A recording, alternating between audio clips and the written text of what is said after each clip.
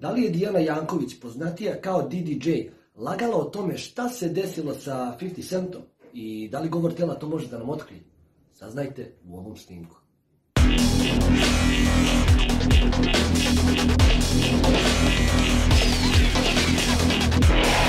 Dobrodošli nazad na moj kanal, Stojan Novaković sa vama. Well, he doesn't need a machine. He's a human lie detector.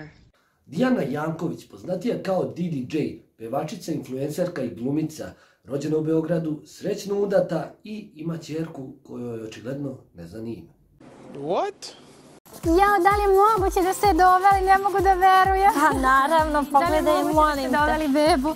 Jao, bebu, ali ona je budna. Je li to specijalno zbog emisije? Da, pa Jao, zvezda, zlata. to je mala zvezdica. Jao, Bože, ne mogu da verujem da ste doveli malu bebu. Pa da vidimo kakva si mama. Jao, pa ona je budna. Da, Ljubav, kakva ti je to cucula? Molim te, kakva je to cucula? Pa tu je sa kristalima sve. Sa kristalima? Da. Pa Da. Evo imaš cucul s kristalima. Ali nisam znala da će je ovako srediti. Pa kako su to lepe Dobro, okice. lepo su je se. Jesu je obukli kako si ti zamislila? Jeste, da. Ja sam ovako zamišljala. Jer ona tako po ceo dan obučena, stilizovana, sve. Jeste. Dobro kad spava, ono kad ide u krevet obuče neku pidžamu, ali u suštini ja se trudim da ona uvek bude stilizovana, jer meni je to tako slatko, ja uživam u tome zaista. Pa bebo, baci to, kakvi kristali, koji kristali, šta sad, evo ja ću ovo... Inače, Dajana, razlog zbog kojeg sam pustio ovaj snimak jeste taj da vidite njenu kožu, zato što nam ona već govori da koristi botoks, tako da će biti izazov pročitati njene mikroizraze. Hajde sada da vidimo zašto botoks utiče na čitanje mikroizraza. Kada se ubrizga, botoks blokira signale vaših živaca do mišića. Ovo sprečava kontrakciju mišića i zateže lice da se ne pojavljuju bore. Kada je u pitanju čitanje mikroizraza, svi mišići na licu su jako važni, jer oni reaguju podsvesno i pomažu nam da čitamo mikroizraze na drugim ljudima. Ali tu je i govor tela, pokreti koje pravimo svesno ili nesvesno i koji nam mnogo toga mogu reći o osobi i njenim emocijama. Zato, da ne dužimo dalje, idemo da vidimo da li je lagala o situaciji vezanoj za 50 Centa i o tome kolika je influencerka, s obzirom da su joj preko 80% pratioca lažni. Pa da počnemo.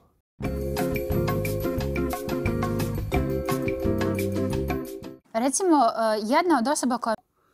Od samog starta posmatrajte njen govor tela i pokrete koje pravi.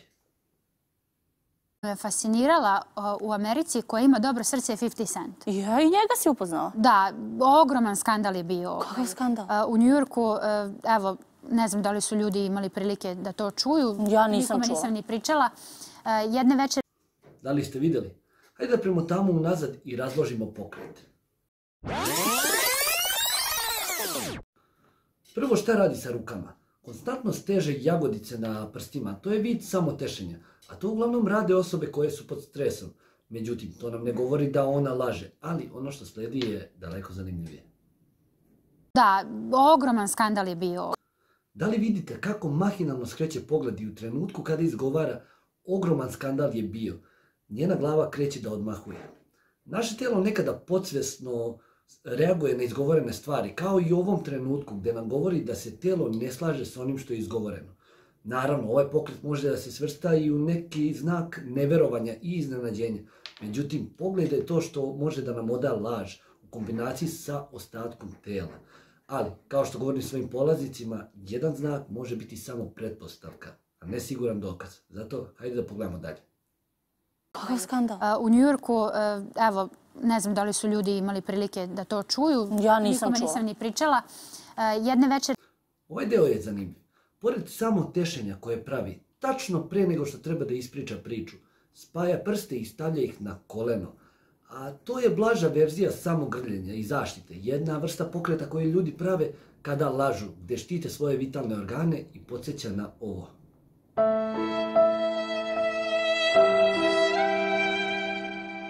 I u narednom delu ćemo vidjeti kako povlači blago glavu nazad, kao da želi da privuče ta kolena ka sebi. Pošto je... Da li ste vidjeli povlačenje? Evo još jednom usporedno. Moj jako veliki prijatelj, najpoznatiji paparac u Hollywoodu. Da li ste čuli kako je zamuckala kada je trebala da kaže moj? Moj jako veliki prijatelj, nepoznati paparaco Hollywood. Osobe koje lažu često imaju problem da nađu prave reči. I ovdje dolazimo do toga da vidimo neusklađenost s obzirom da priča o svom velikom prijatelju. Jedne večeri smo bili u New Yorku i on mi je rekao da... Na ovom delu čak ni botoks nije pomogao da se ne vidi mikroizraz, a to je ovaj. Mikroizraz nadmenosti se pojavljuje kada se osoba osjeća superiornije. Međutim, kada je laž u pitanju, pojavljuje se i kada je osoba samopouzdan lažov. 50 Cent nastupa u jednom klubu i da bi voleo da ja odem sa njim. I on te zna? Ovo je super. Voditeljka me je oduševila ovim pokretom. Ovaj pokret jednostavno govori ma šta mi pričaš sa snažnom dozom sarkazma u sebi. Sada ćemo da pustimo malo duže snimak pa ćemo da ga razložimo. Da me upozna sa njim. Mislim, on je moj prijatelj, da. I? Mislim, pisao mi je pre neki dan. 50 Cent?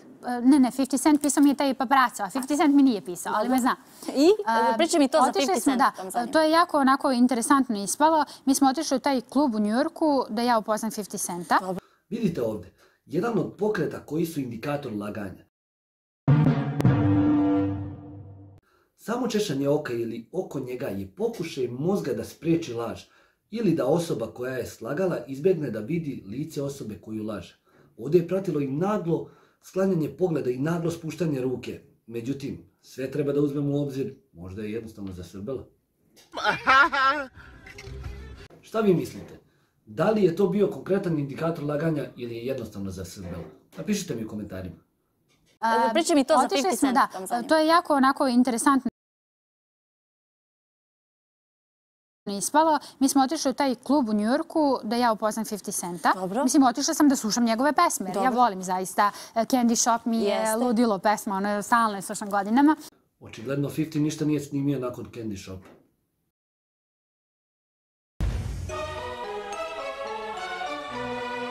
Welcome to the candy shop. Ludilo pesma. I take you to the candy shop. I let you lollies drop. Go ahead girl, don't you stop.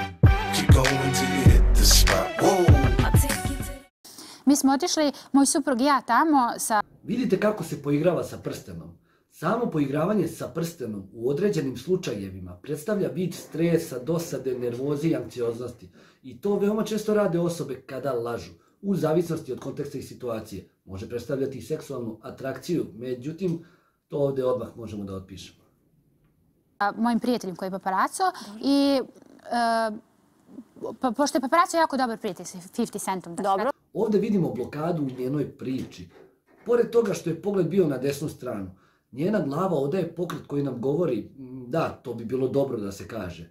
Jer da je jednostavno potvrdila, ne bi glava skakutala baš kao ovdje. Dobro. Mi smo otišli tamo i on je rekao da sam ja iz Srbije, da sam kao zvezda iz Srbije koja pravi karijeru tamo u Americi. Došla sam u New Yorku i da bi voljela da ga upoznam. 50 se oduševio.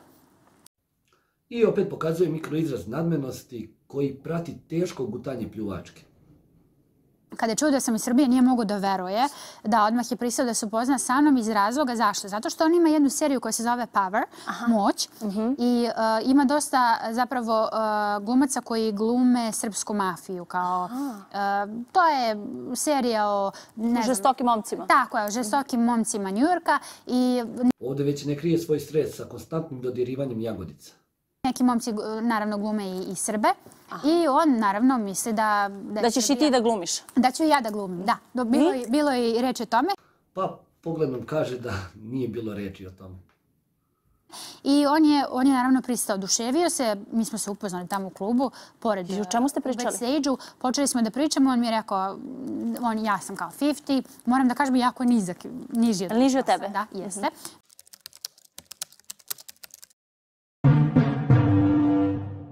Momci, ukoliko ste 1,83 m, znajte da ste jako niski. Moj suprug i ja smo ga skroz drugačije zamišljali. Kad smo ga vidjeli uživo nismo mogli da verujemo. Mislili smo da je mnogo krupniji, zapravo nije toliko krupan. On je meni prišao, mi smo popričali, rekao ja sam 50, kako si, kako ide karijera i sve to. I ja sam pitala, super, možemo da se slikamo. On je rekao, možemo da se slikamo. I povlačenje unazad koje opet prati snažno gutanje. Iako gutanje pljuvačke ne mora da znači da osoba laže, naročito kada priča koliko i ona. Može biti da su joj jednostavno suva usta, ali da je to konkretan primer, videli bi to češće, a ne na određenim delovima priča. Međutim, pošto ima nekoliko članova obezbeđenja, oni su veliki, ogromni su, znači Da se on ne vidi. kao gorile su, da. On se bukvalno njih ne vidi kad su oni pored njega. Moj paparac je počeo da slika i valjda ovaj jedan od gorila nije, gorila ih zovem, jer su ogromni, zaista su, ne biste verovali. On je počeo da slika i kada je on video da se mi slikamo, on je samo skočio i oteo je fotoaparat mom paparacu, bacio ga je pod, počeo da ga gazi, znači slupo je. Ja sam oduševljen ovom voditelju. Fotoaparat, uzeo je paparaca za gušu. Za grlo ga je stegao i podigao je ga gore i htio je da krene da ga tuče. Ja sam počela da vrišem, da plačem, prišlo je drugo obezbeđenje. Znači bilo je baš onako stravično. Mogu da zamislim. Daniel je rekao skloni se, nećemo da prisustvujemo tome. Na ovom delu primećujemo kako pomera kosu. Pod stresom muškarci i žene imaju tu tendenciju da to urade. Razlika je ta što će muškarci proći prstima kroz nju, dok će žene upravo ovo, da je blago pomere. Mi smo se malo sklonili sa strane i da vidimo šta će se desiti sa mojim fotografom. Onda je prišlo valjda drugo obezbeđenje od kluba i oni su sve to smirili, sve se smirili. Mi smo odmah otišli kući sa, naravno ja sam sačekala da moj paparac krene sa nama, ja nisam htjela da ga ostavim. Da, na milost i nemilost. Bez obzira, moglo je svašta da nam se desi. Ja sam bila jako uplašena, mogli su da počnu da tuku nas, mislim. Ne daj Bože da izvade pištolje ili šta već. To je bila baš strašna scena, kao u onim najgorim američkim filmovima, najstrašnijim. I tako dalje i tako dalje. Ona nastavlja da priča o tom dešavanju kako je taj njen paparac dobio novi aparat u vrednosti od $10.000 s obzirom da su gorile razbile onaj sa kojim je želeo da slika Didi i 50-a. Da se ona videla sa tim paparacom sutradan, gde je on zvao 50-a na speakerfon, gde se 50 izvinjavao, jer je zbog jedne slike nastao čitav fijasko u klubu. Šta vi mislite? Da li će 50 opet dolaziti u Srbiju i da li ćemo vidjeti Didi J u jednom od njegovih spotova? Napišite mi u komentarima. Nadam se da ste uživali u ovoj analizi i ukoliko imate neki predlog za analizu ili snimak, kontaktirajte me putem mog sajta www.stojanovaković.com i dok ste tamo, pogledajte moje online kurseve koji će vas naučiti da detektujete laži, čitate govor tela i još mnogo toga. Hvala što ste gledali. Kliknite na subscribe dugme da biste bili obavešteni o novim snimcima i analizama, pa se vidimo na vrhu.